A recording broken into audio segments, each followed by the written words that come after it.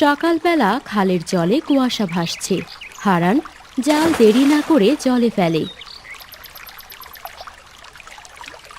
কয়েক মুহূর্ত পরই জালে ঝলমলে সোনালি ইলিশ উঠতে থাকে। হাই বিধাতা, এত সুন্দর ইলিশ তো আমি জীবনেও দেখিনি। তবে পরীর আশীর্বাদ সত্যি, এখন আমাদের আর কষ্ট থাকবে না।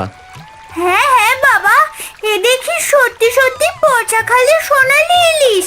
কত সুন্দর দেখতে। বাবা, আমার হাতে একটা ইলিশ দাও না। এই নে মা, এই পচা খালের জ্যান্ত সোনালি ইলিশ। আরে হারান দাদা, এ তো দেখছি ইলিশ মাছ উঠেছে তোমার জলে। ইলিশ তো রূপালি হয়, এ তো দেখি সোনালি ইলিশ, তাও এবার এই পচা খালে। কি সুন্দর চকচকে সোনালি ইলিশ রে হারান। তা এত ইলিশ এখানে কি করে এলো? আগে তো কখনো দেখিনি। তুই কবে চাষ করলি রে হারান? এই মাছ আমাকে পরী দিয়েছে গো। সে বলেছে যতদিন এই খাল থাকবে ততদিন আমার সোনালি মাছের আশীর্বাদও থাকবে। আমি এগুলো বাজারে নিয়ে যাচ্ছি, তোমরা নিয়ে খেয়ে দেখতে পারো বৌদি। তা বলছিস যখন, দে একটা। এই নাও মিনতি বৌদি, শক্ত করে ধরো, একদম টাটকা ইলিশ কিন্তু।